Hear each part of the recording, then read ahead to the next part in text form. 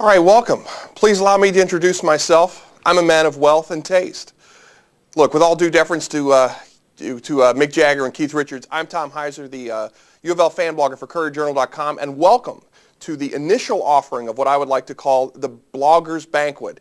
Every morning, or every Monday, I should say, we're going to get together and I'm going to talk about the week that was, or the weekend for U of L athletics, and then look ahead to what's coming up for the Cards and in the Big East. We're going to start this week on somewhat of a sepulchral tone as Louisville comes off a dreadful 67-65 loss at home to Notre Dame at the KFC Yum Center, dropping the Cards to now 1-2 in Big East play. You know, and I think looking back at last week, there was a little bit of optimism. You know, coming off the Kentucky loss, the Cards did rebound in Madison Square Garden, beating St. John's 73-58. The offense looked a little bit more fluid, and perhaps there was a sign for a lot of people who had watched Louisville struggle so mightily in Rupp Arena that perhaps they had turned the corner. That said, as Notre Dame came to town, the Cards were a 12.5-point favorite. No reason to think that Notre Dame was going to pull off anything fancy. They had been absolutely seal-clubbed in their 6 other games outside of South Bend. So Louisville looked like it had a pretty good chance, you know, to come away with the second win in their 3-game blocks, as Coach Pitino liked to refer to them. However, I don't know what was more predictable. The fact that Louisville's offense would again splutter, scoring only 50 points in the first 40 minutes on the way to just managing 65 for the game, or the fact that they would manage to find a way to blow a 7-point lead in the last 3.5 minutes of a game where points were so crucial and so hard to come by.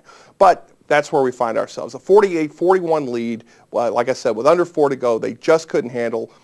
Turnovers and bad shots were the key, primarily the turnovers, where they committed 18 for the game and shot another lousy 42% from the field. It's not easy to kind of put your finger on any one thing. There were some great performances.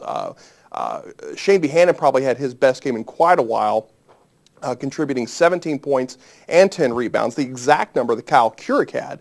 But what was interesting about Keurig's game is that he did manage the 10 rebounds, which was something that Coach Pitino had talked about, getting him more involved on the glass, getting him more involved in the offense after he had pulled a Claude Rains in Rupp Arena and was no factor in that game.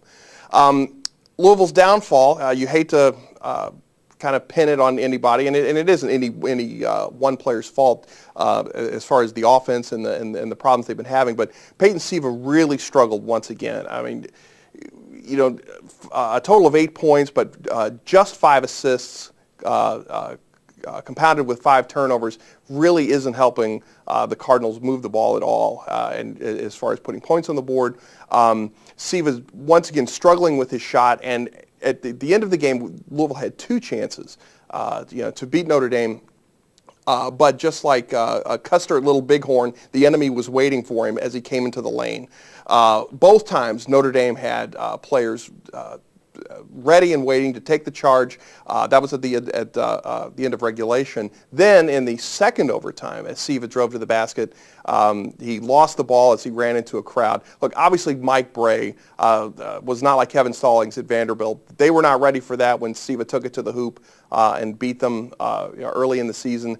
Notre Dame obviously a little bit more prepared. They've seen Siva for the past few years. They know his MO. They cut that off, and Louisville had absolutely no answer. It really was a devastating loss when you look back at it. Coach Pitino now is coming out and saying that the team is in really bad shape, which really doesn't bode well looking ahead to this week, which the Cards tomorrow night should have a relatively easy game at Providence. The Friars are struggling mightily in conference. They're 0-4. They just took a 66-57 loss to Seton Hall. They were pounded 91-67 by St. John's. So they're not exactly lighting it up in conference. That said, Vincent Council and Gerard Coleman are 2 wing players that the Cards are certainly going to have to watch for. They average 16.5 and 15 points respectively.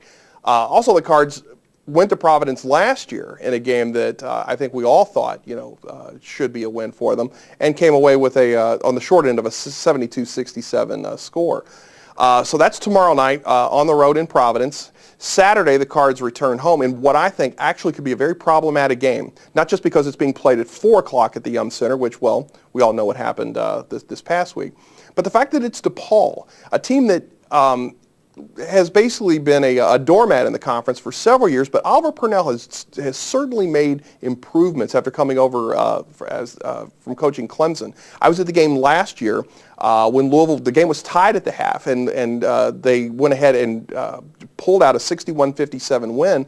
But the Blue Demons are certainly a lot better. They just defeated Pittsburgh last week. They beat them at home after being down by double digits in the first half. The Panthers pulled out the Blue Demons pulled out an 84-81 win. Now this past weekend they weren't as fortunate on taking an 87-71 pounding from Villanova. That said, Cleveland Melvin is the guy to watch. 6'8", he's a power forward. He's averaging 19 points and almost 7 rebounds a game. He scored 12 in that game last year at the Yum Center and was really, really hard to handle inside. So that's going to be something for Gorgie Jang to focus on. Of course, he's been in foul trouble the last few games and has not made the contribution that he did early in the season. One thing to watch out for DePaul, and this is a problem for U of L. DePaul is the number 3 scoring team in the conference, averaging 77 points a game. And Louisville at this point is in no shape to try and keep up with them as far as points. However, DePaul is the worst defensive team in the conference. They're giving up. The opposition is shooting nearly 48% from the field. So that said, this is when you looked at it, early on, this would be a week that you would think that the Cards should certainly come away with 2 wins, games with Pittsburgh, Marquette in the offing. But the way things have gone, especially after Notre Dame, I think that what you can take away is that Louisville, that the talent, going back to a column that Eric Crawford wrote after the Kentucky game, that Louisville's talent just isn't to the point where they are either marginally. Right now, they're just marginally better or equal to their competition. If that's the case, then basically there are no gimmies, especially in the Big East, and that Louisville is going to go into every game needing to execute down the end, and that every game is going to be like Notre Dame, and it's going to be like Georgetown, where it's going to come down to execution and how well players step up and how many points they can score. And right now, they're struggling in both of those departments. As far as the rest of the Big East goes, right now Syracuse has certainly separated itself. I mean, the Orange are undefeated in conference. Of course, they're number 1 overall in the country.